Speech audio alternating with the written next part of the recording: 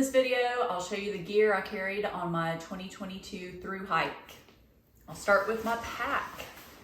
I carried an Osprey Eja 58, and I love this pack. It's super comfortable, carries weight really well, and this is what I carried the whole time. Also used a pack liner and would put everything that I didn't want to get wet down in the pack liner. So the first thing I would start with would be my sleeping bag. In the summer, I used a 40-degree Enlightened Equipment sleeping quilt, and I did keep it in the stuff sack. So I would stuff that, and for a pillow, I have the Sea to Summit Ultralight Arrows Large, and I would just fold this up and stuff it with the quilt, and that would go in the very bottom of my pack. All right, next is my sleeping pad. I actually started with an REI Flash sleeping pad that had a hole in it, so I changed to a Thermarest Neo Air X Lite.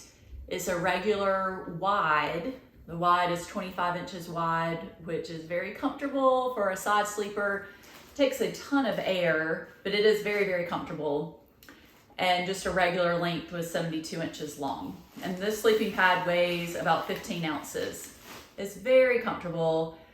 About halfway through, Ninja Squirrel and I both switched to a Neo Air X Lite short, which is only 20 inches instead of 25. It's standard. I was used to the wider, but we were trying to make sacrifices and save weight. So I switched to a short pad, 20 inches wide and 47 inches short. Not long, it was short. He and I both switched to those. And I think there were 3 of us that had the Neo Air X Lite. So we had this pump sack, and we would carry maybe 2 pump sacks for the 3 of us. A lot of times I would just put it in there and then stuff it down. So that's my whole sleep system in the bottom. Next I would have my clothes.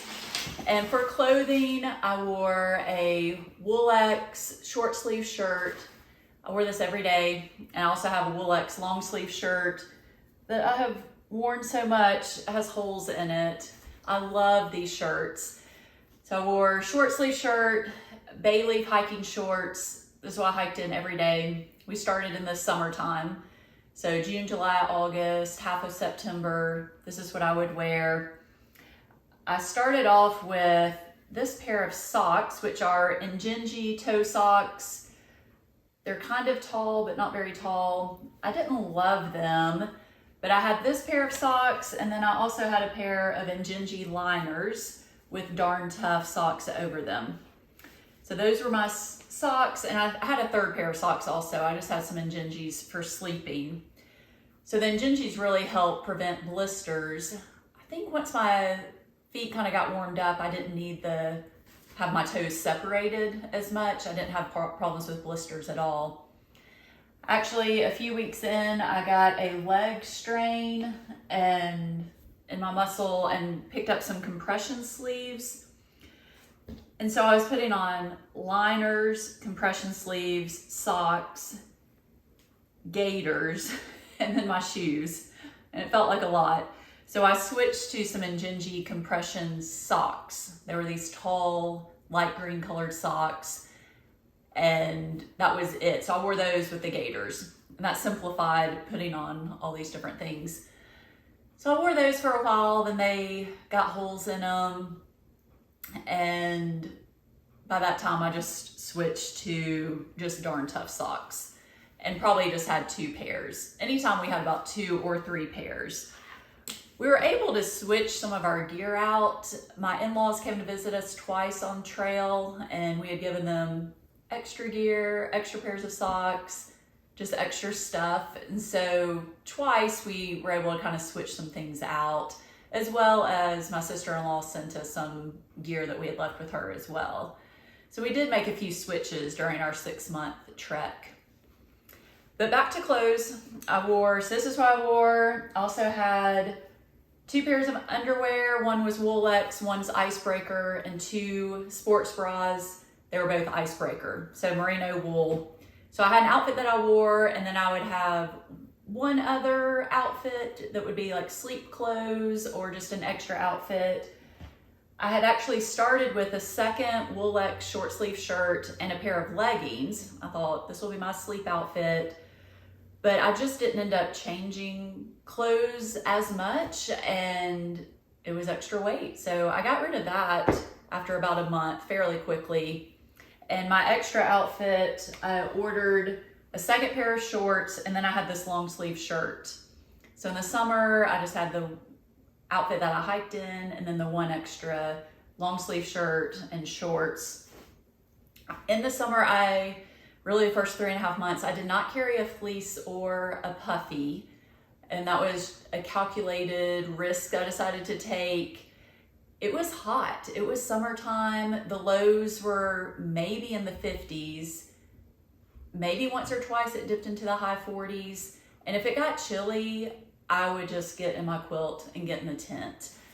I did carry this pair of down socks the whole time because they're super lightweight. These are Goosefeet gear down socks.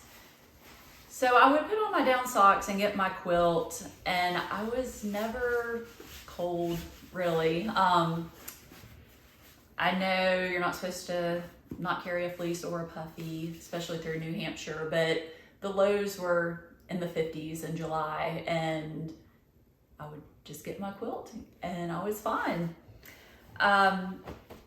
We always had at least an extra outfit. I had a raincoat and rain pants. So I thought if anything, I could just change into that. We could always get dry, we could always get warm. I also did carry a buff. So I had a regular buff, and then I had, this was just kind of like a headband. So those were things I carried for my clothes. And then once it did get cold, this was mid to late September, I got my winter gear.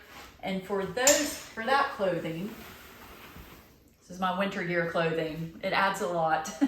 I kept the short sleeve shirt, the lightweight Woolx, and then I also have a midweight Woolx, which it's actually midweight. It's very, very warm. So I have this long sleeve midweight Woolx. I got rid of the shorts, switched to pants. I have a pair of bay leaf hiking pants. And then I had the rain pants or wind pants. They work great for wind. They're just a pair of Marmot rain pants that I've had for a long time. I did pick up my Melanzana Fleece and my puffy, which is Feathered Friends down jacket.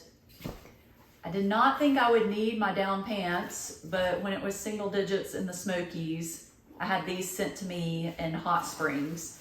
So I would have, these are my Goosefeet gear down pants, and they are so warm. So I was glad I had those for the Smokies. By that point, we were in our last month of the hike. Texas Pete had a stress fracture and had to get off. So Skipper and Texas Pete were in the van. For the last 6 weeks of our hike, we had van support. So even though I picked up my down pants, I never really had to carry them, just for the time in the Smokies, and that was it. The other things I would put within the plastic bag, besides my sleep system, I had my electronics or Ditty Bag, which was a lot of odds and ends. Also just called it my electronics bag because that was the main thing. Had a head net for mosquitoes. We carried these the first few months. Didn't have to use them that often. Mosquitoes weren't that bad, really. We just lucked out with bugs. Bugs were not that bad last year. We did have these Sea to Summit Ultra Sil day packs, and we used these for slack packs. We thought we would use them more for carrying groceries, for resupply. I hung this on the outside of my pack and enjoyed them, but again, after a few months, we had sent these 2 items home. I did have a waterproof case for my phone, and sometimes I would put my phone in this. I always have my phone in my through pack, and so I used this a few times. My electronics I kept in this gallon Ziploc, and I have my power bank. It's a Nitecore 10,000 milliamp power bank with a C2C cord. This is an Anchor charging block that's so it's C2C to charge that, or C to lightning, and this was to charge my phone. I sometimes carried 2 blocks. Often I just carried one and would just keep the power bank charged. Also had a USB-A to micro cord.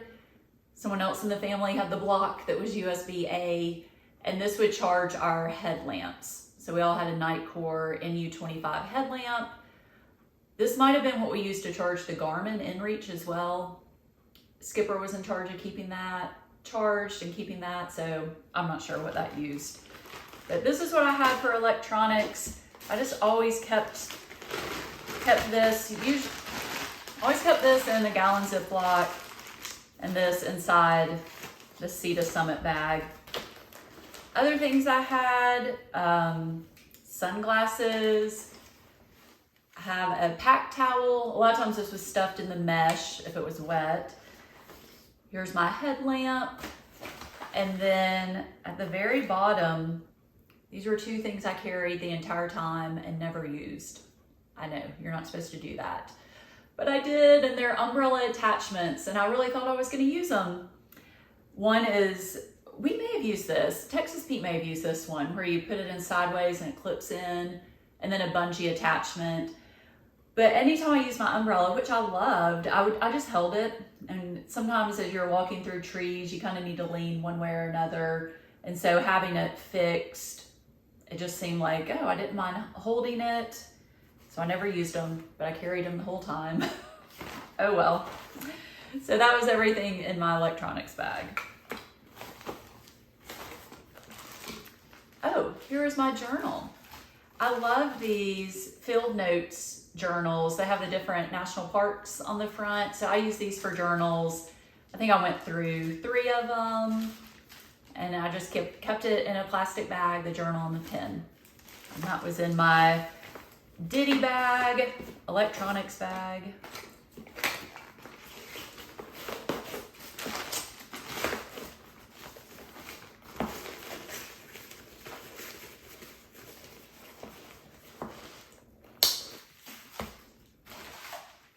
Also, I have my bathroom bag.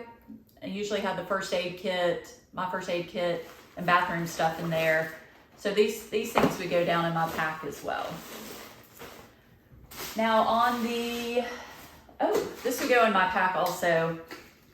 I carried my mug and Grayson's mug. Everyone had an Ole Camp mug with a lid. This is how it was at the end. Grayson was carrying the jet boil, and I ended up carrying his mug. It just worked well.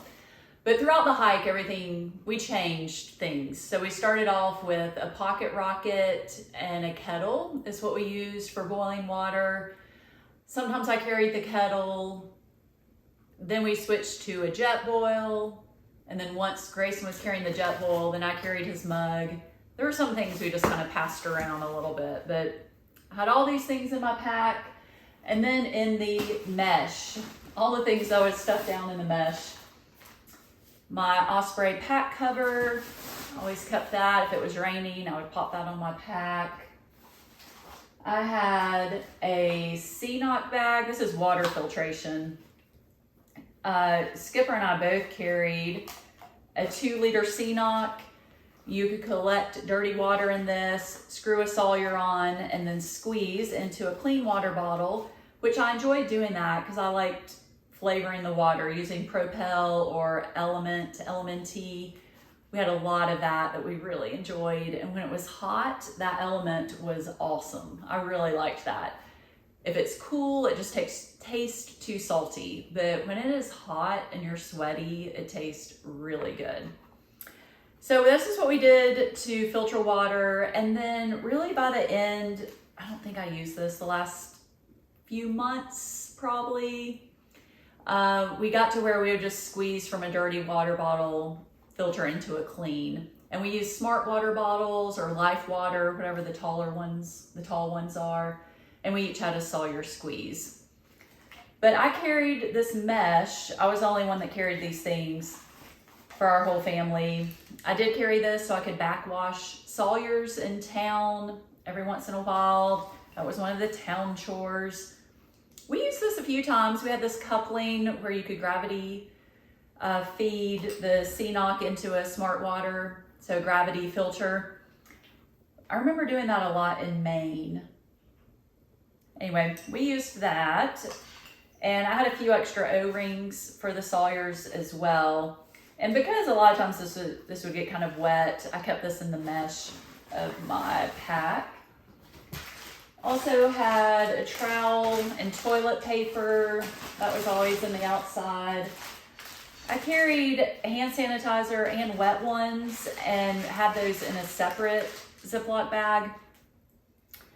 If this was in with the toilet paper, a lot of times the toilet paper would get wet, so I just kept that separate. These are my rain pants and my raincoat. I'll have to grab that. But my rain pants and my raincoat, often I would just keep in the mesh as well. If I knew it wasn't, if rain wasn't in the forecast, then sometimes I would put my raincoat and rain pants in the very bottom of my pack, even under this liner. If I knew I just didn't want to be moving them around or didn't need to touch them possibly for a day or two, I could get them out of the way by putting them in the bottom of the pack. Because the mesh, there's a lot of stuff in the mesh. It gets a little crowded. I started off with this baseball cap. It was great for sun. Wore that during the summer and then traded it for a beanie. I had a -33 beanie and some gloves. So I traded that for the beanie and gloves. Here's another pack towel. I ended up with this, though this was Ninja Squirrel's pack towel. I think between the 5 of us, we had about 3 pack towels. Sometimes this hung off the back of his pack. This was the biggest one. And sometimes it was just in the mesh of my pack. So we'd stuff all that in there. Once I would get everything loaded up, I'd roll this down, stuff it in there so it was nice and waterproof. And then on top would be my food bag. I have this ZPacks Food Bag. Skipper and I had the 2 colors of these, just like everyone else on the trail. The boys had the Hilltop packs, and they got to pick some fun designs for those. Everyone had a titanium spoon or spork, and I tried to get everyone to keep their spoon in their food bag, so that's where it would always be. But almost every day, someone would say, "Mom, where's my spoon?" "It's in your food bag." "I don't know. That's where you should put it." But this was the heaviest thing, is food. Always the food. So that goes right on top of my pack. I didn't keep the brain on the pack. I took that off. I also took the side straps. I didn't use them. I was always trying to get rid of weight. In the side pockets, I had a water bottle in each pocket. One side I had my umbrella, and then the other side I had my sit pad. This Thermarest sit pad was one of my favorite pieces of gear. I use that every day. I love to sit on that and not get your bottom wet.